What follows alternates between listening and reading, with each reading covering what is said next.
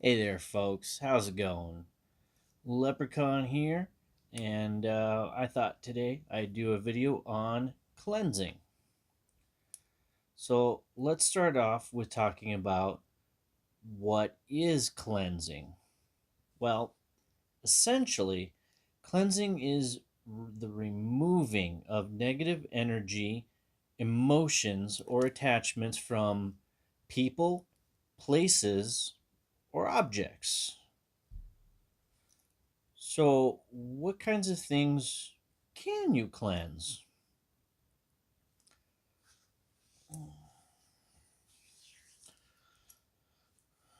Well, now this is not an all inclusive list, more a starter list, a generic one, but you can cleanse yourself, your magic tools, altar, or your altar space, personal belongings, your workspace, depending on where you work. Maybe if you're in an office building at a cubicle, you probably don't want to be cleansing your cubicle. Um, mm, there are ways around that too, actually. You can cleanse your home, even your vehicle. When should you cleanse? Well, anytime you get a new tool for or item for your magic practice, ooh, excuse me, I definitely recommend doing a cleansing on it. Just wipe away whatever energy's there and start it fresh, a clean slate. That way you can imbue upon it your energy and your intent. Anytime you move into a new home, um, whether that's an apartment or a house, whatever it may be, or anytime you take up occupancy in a new area, something that you haven't previously occupied, in any manner of speaking. Anytime you're feeling negativity or negative energy, or believe you have a negative attachment, it's good to do a cleansing. Definitely before performing any of your rituals or spells, it's good to do a cleansing. Now, let's talk about the methods of cleansing. There are a plethora of choices, and I am going to actually break down some of these choices and go into kind of the how to of them. Um, Smoke cleansing is very, very popular. And with smoke cleansing, there's actually multiple ways you can do that. You can do it with loose herb bundles, incense. Believe it or not, you can do smoke cleansing with candles, even. You can just do cleansing with candles as candle magic, not just the smoke, but the candle itself. You can even do cleansings with blessed water, oils, things of that nature. You can do cleansings with crystals. That's very common in um, energy cleansing people. Chakra work, for example. You can use your own sort of intent, whether that's through some kind of mantra, chanting, visualization work, writing your own spell, that sort of thing. You can also do cleansing with sigils. So let's first talk about smoke cleansing with loose herb. You're, if you're not familiar with doing this, here's a list of some things that you're going to need in order to do it. First off, your loose herb or herb mixture to burn. You're going to want a cauldron, censer, pot, some sort of fireproof dish to burn your incense on. And with that, you're going to want charcoal discs. You can use salt with rubbing alcohol, like if you use Epsom salt, mix a little bit of rubbing alcohol, you can do that. It's I don't know that that's a very popular way to do it. You can even use a candle to burn incense when you're using loose incense or any other source of open flame. You may or may not want something to help you sort of fan the smoke around as you do your cleansing ritual. Now, anytime you're working with fire, especially open flame, you must exercise caution. So, I recommend having something that you can use to extinguish flames in case of emergency. You always want to be prepared. It's better to have safety materials and not need them than to end up needing them and not have them. Um, Now, some good herbs that you can use for this type of cleansing. Sage is a very common one, and it comes in different varieties. Now, I will say with sage that there is some debate and speculation within the witchcraft community as to whether or not it's really ethical to use sage. There's been arguments about things like, and I'm not really going to get into this, but cultural appropriation, as well as white sage is, um, it's becoming an endangered plant. It's not endangered. It's just it's getting close to extinction, though. It's not considered endangered, but it's been way over harvested. Um, and with any of these herbs, I just really recommend that you really do your research and make sure that where you're purchasing your herbs from sources them sustainably and ethically. So I'll leave that one up to you whether you want to use sage or not. You don't really have to. There's other herbs that are outstanding substitutes for sage, um, but entirely up to you. If you're comfortable using sage, you've done your research, you know that it's sourced ethically and responsibly, then by all means go ahead and use sage. I'm not going to tell you how to do your craft. I'm not going to tell you what tools you can't use. That's not my style.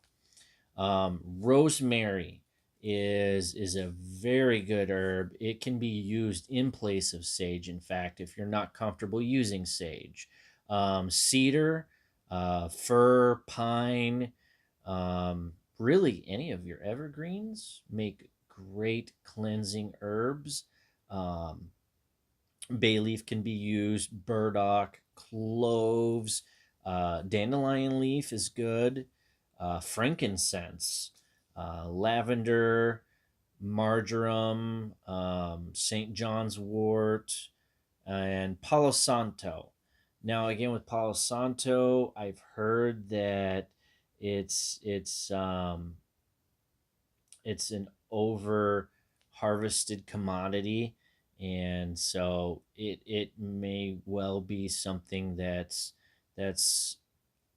getting close to becoming an endangered uh, plant. So again, take that with a grain of salt.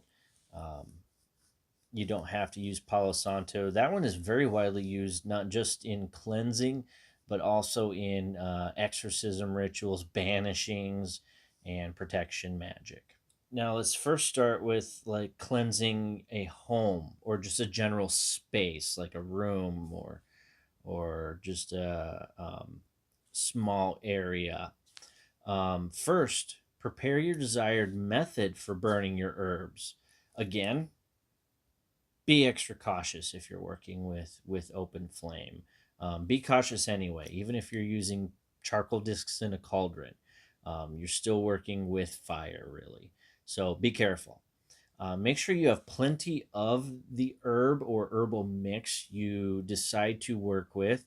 It's important to keep in mind that you may need to add herbs to your heat source multiple times, replenish it, depending on the size of the area you're working with, especially if you're working with a full house. Um, that those herbs can burn out pretty quickly, and you may need to constantly reignite herbs to keep the smoke going. So make sure you have plenty. Um, Now you want to start if you're doing in a room. Um, I like to now this isn't what you have to do. I like to do a clockwise, not counterclockwise. Sorry, I don't know what happened there. My brain just went in reverse. You want to do a counterclockwise for a banishing. Um, and I like to work my way from one side of my door counterclockwise back to the front of the door. Um, if you're working in a house, a good sort of pathing you can do is to start from the bottom, work your way to the top, from the back to the front. Now, obviously, you may need to adjust this pathing. For example, if you've got an attic, the idea isn't to push all this energy up into the attic and then try to expel it from there. Um, you want to expel it out a door or out windows. In my apartment, I actually work towards the back instead of towards the front.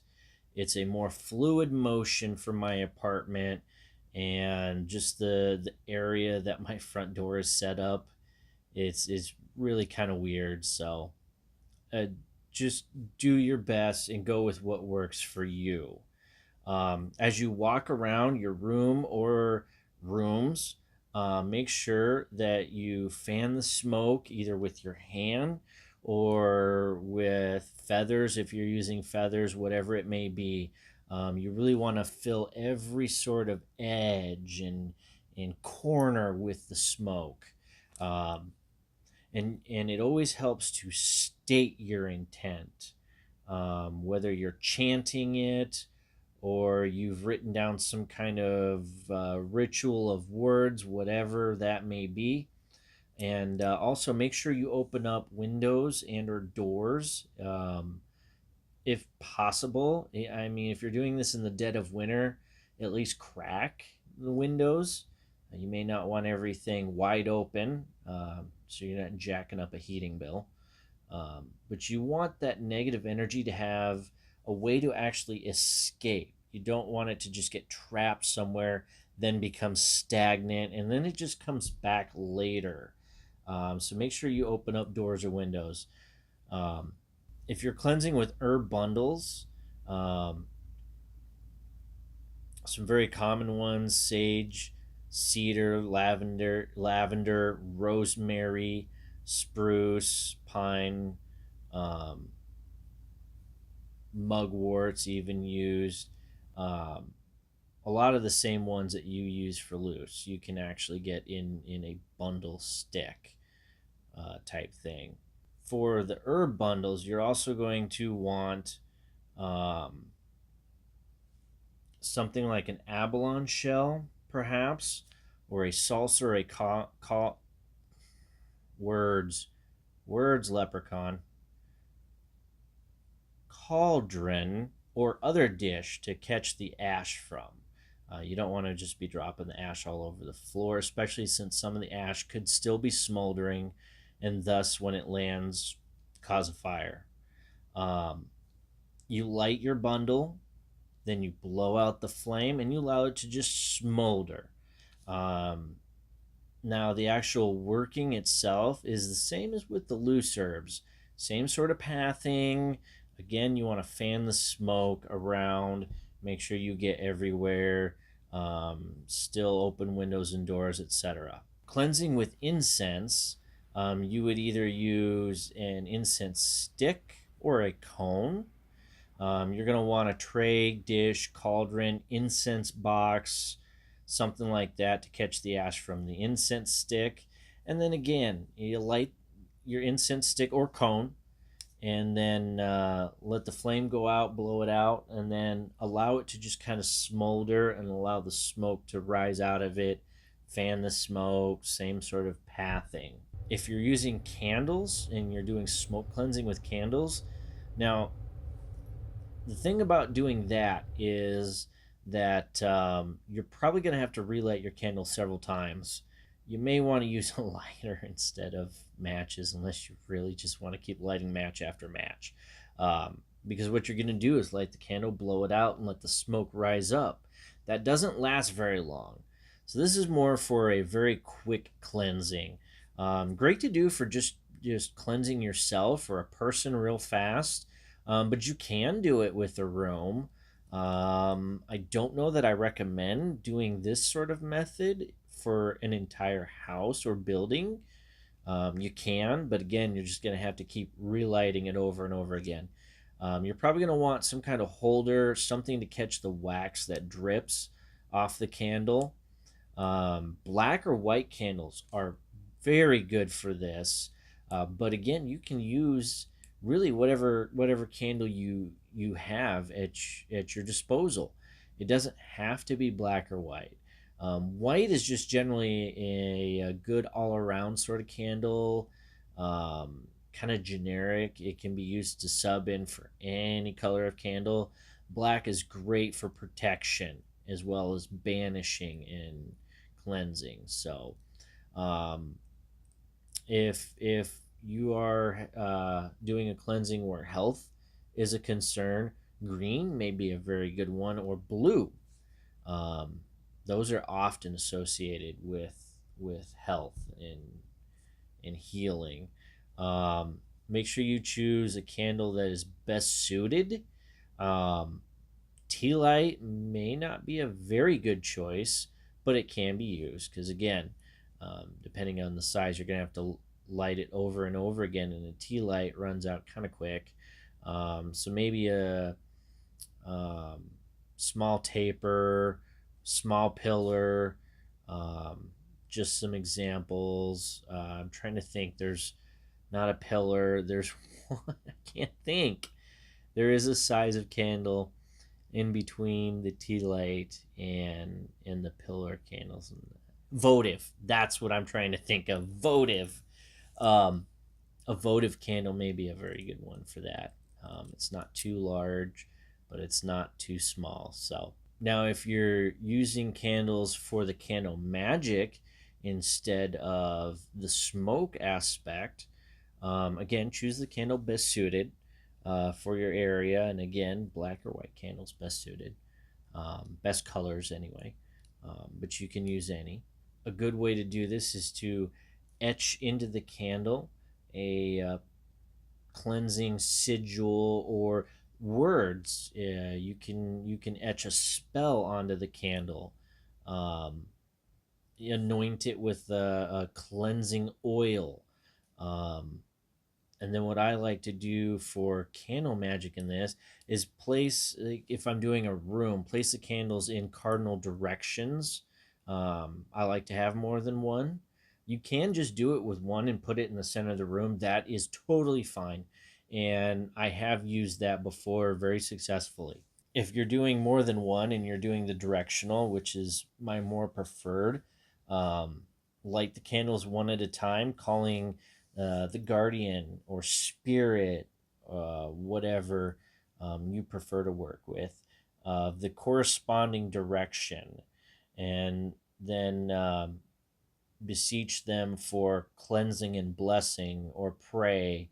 Um, Petition is another very commonly used word, petition, for cleansing and blessing.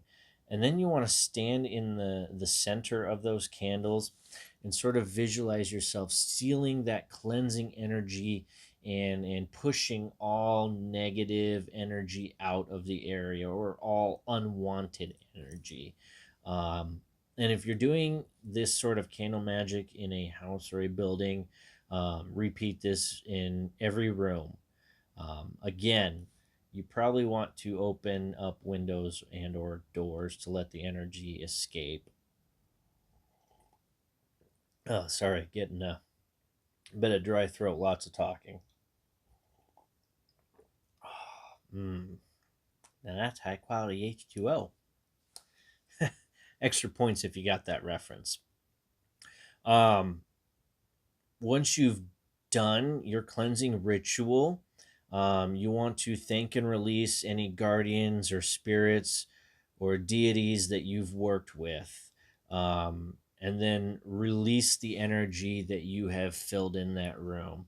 Very important to release the energy. If you don't release the energy that you've been working with, it tends to kind of keep you tied to it, and you can end up just feeling extra on edge, extra pent up, it definitely can affect you emotionally. I'm not saying you're going to end up dying or anything like that. This isn't Hollywood. Okay. Now let's move on to cleansing with blessed water or oil. Blessed water you may also know as moon water or even holy water. Um, this is really good method for cleansing a person or an object. But again, this is also useful on home, apartment, office space, whatever. You can use any of these methods for any type of application. Sorry, I'm getting so dry. I really just need to get a humidifier for my place. That's part of the problem. It's so dry. Um, Now, what I like to do is anoint the person or the object, either by dipping my finger in the oil or rubbing it on my hands and then laying my hands on, um, drawing on them. I like to use sigils when I do oil work and repeating a mantra, a prayer, or just stating your intention. And while you're doing that, you want to visualize. This is important with any ritual. Visualization is key. Visualize that this cleansing is happening in some manner. You can visualize the oil completely washing over the object, and then visualize whatever energy you're removing just sort of melting away or smoking away, whatever it may be. Whatever helps you visualize the cleansing, go with that. And just keep repeating it until you really feel like this cleansing has worked. Um, for homes, I more use oil for protection, and I will draw sigils with protective oil on doorways and window sills. Um, but you can do a cleansing with it, and again, visualization. Same thing. Dip your finger in oil. You can even dip a feather in oil. If you're using water, you can use something to splash it. If you've ever watched a movie where an exorcism has taken place, you've seen a priest dip like a rod into the holy water and then splash it. It's that that sort of method isn't just for the Catholics. That works in paganism, Wicca, um, any form of witchcraft or magic. Now let's talk about using your own intent. And again, what we mean by this is you're channeling energy yourself. You're not using smoke or oils, it's all you. You're just directing and channeling energy. Now, whenever you do any spell or ritual, I definitely recommend starting off with centering yourself. Um, if you're not familiar with that, basically what you're doing is you're bringing yourself to a calm and peaceful state. All that extra clatter inside your head, the noise, you're just quieting that down so that all you're hearing is specifically what you need, what you want to hear in this moment. Your thought of directing this energy. What I like to do for this kind of thing is imagine filling myself up with an energy from the universe. Um, I like to I like to work with what I call the Awen. Sorry, I got distracted. My PlayStation over in the corner just started doing stuff all on its own. I'm a little confused. Anyway, I don't know if that's coincidence or not. Um, so anyway, I like to draw upon the Awen, which is depicted as three rays of light. So I picture light coming down and filling myself, starting at my core and becoming this dense ball of energy within me, and then expanding out throughout my body until it's filled every inch of me, all the way out to my fingertips, down to my toes.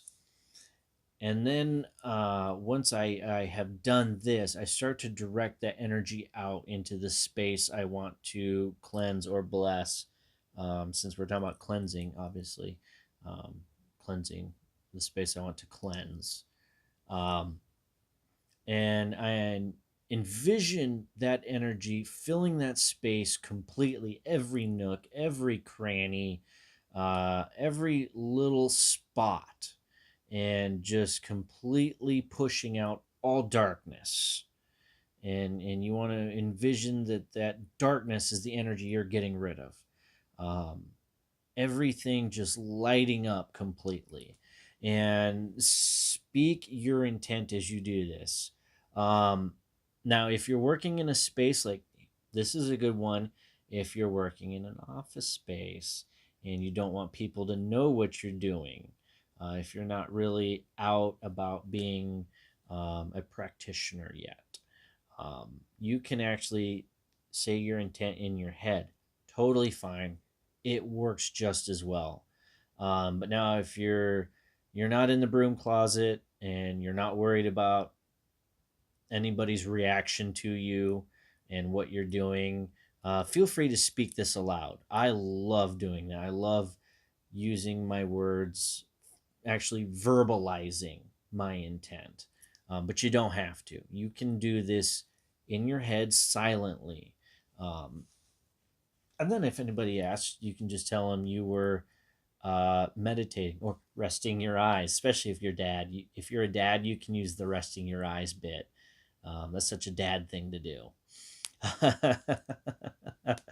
Anyway, back to what I was talking about. If you're doing a house or a building, you're going to do this room to room in the same manner you would for smoke cleansing. So same sort of pathing. If you're doing this for a person, you want to envision this energy now filling them the same way it filled you. And if this is appropriate in your situation, I find sometimes it helps to actually reach out and place my hand upon that person, whether you're placing it on, say, a shoulder, head, whatever that may be, directly on the chest. Um, Only if that's acceptable, though. Don't just go putting your hands all over some stranger you're doing a cleansing for. It could get awkward. If you're doing it for an object, definitely recommend either holding that object in your hand or placing your hand on the object, if it's too big. And just do this until you visualize nothing but light within the room, the person, the object, and no negativity left. And then I definitely, with any ritual, it's a good idea to ground. Um, you want to definitely want to ground yourself after doing one of these. And again, what that is, if you're not familiar, is you're just sort of bringing yourself back down, back to earth per se. Um, there's a lot of good ways to do that. I don't want to get a ton into grounding because that can be its own topic altogether. Maybe I'll do a video for that. I know there's other videos out there about centering and grounding. So I don't know. Maybe I'll do one at some point. And then after you do any ritual work, it may be a good idea to just do a recharge of yourself, cleansing or anything like that, but also a recharge. Especially after this kind of work, though, energy direction, most especially if it's your first time doing this kind of magic. Um, Energy manipulation can leave you feeling drained and having less energy yourself, especially the first time you do it. It really can. So you want to recharge yourself, whether that's take a nap, take a nice bath, cup of coffee. I always endorse a cup of coffee. I'm pretty much a coffee addict. I'm drinking water right now, just because it's late at night and I do have to go to bed still. But yeah, I drink lots of coffee. Whatever that may be to recharge yourself. Sit with your crystals. Read a book. Let yourself kind of relax, unwind, process, and get back to some semblance of normalcy, whatever that is for you.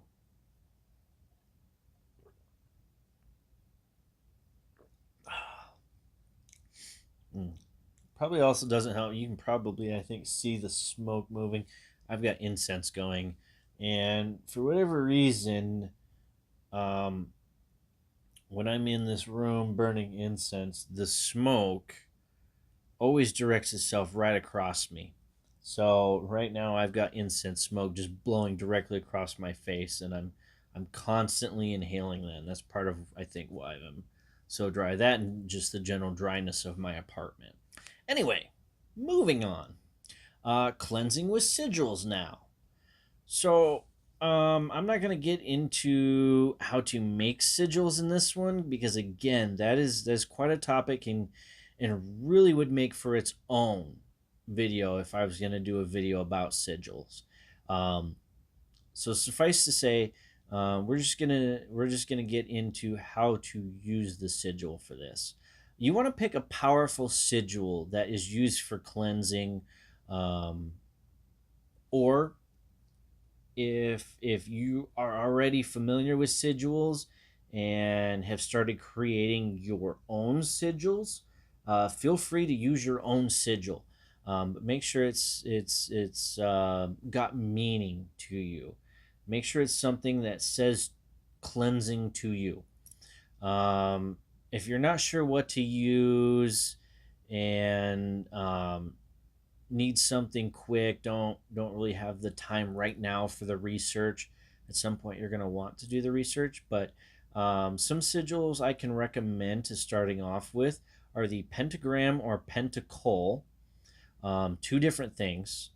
um, One's just the five-pointed star, one's the star in the circle.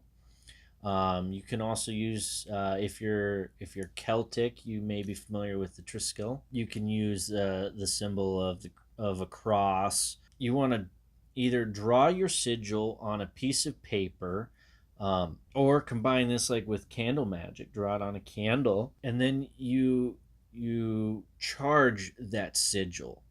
You can do this in a lot of different ways. One way, if you've drawn it on a piece of paper, you can hold your hand over it and basically speak your intent and just visualize it charging. You can burn it. You can burn a sigil to charge it and release its energy and do a cleansing that way. Another way to use a candle or cauldron. Um,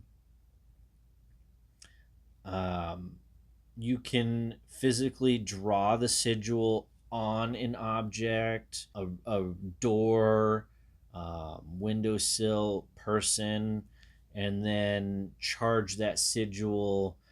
Don't, if you're doing that, don't light it on fire, but charge that sigil then. And again, visualization is key. State your intent. I charge you with cleansing energy, something along those lines. Use a chant or a mantra if you have one that works for you, and then envision that sigil putting out cleansing power and repelling whatever energies you're wanting to get rid of. If you're doing a house cleansing with sigil, you can put a sigil in every room, whether it's a piece of paper you lay on the floor and do your mantra, or you're drawing out your sigil, um, whatever it may be, um, until you feel that the cleansing is complete. And then, of course, if you've filled a space with energy, do release that energy. After you've done a cleansing, um, like I said, make sure you release any energy you've been working with. If you've done any work with deities, spirits, ancestors, anything like that, make sure you thank them and then release them as well.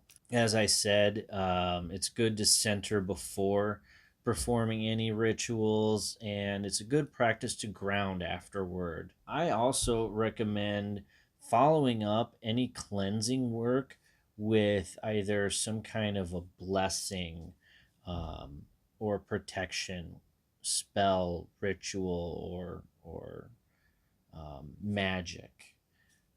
Again, those are topics all their own, so I won't get detailed into those right now. We'll leave that for another video. So, I hope you have found this to be informative, or helpful in some way. If you have, please go ahead and leave me a like on the video so that I know that it was useful in some manner to you, that it was enjoyable. And then if you want to keep watching me do these kinds of videos, feel free to leave me some comments about videos you may want to see, things you may want to learn more about. Don't be afraid to subscribe if you'd like to. And if you continue to follow me through these videos, then I'll see you in the next one. Leprechaun out.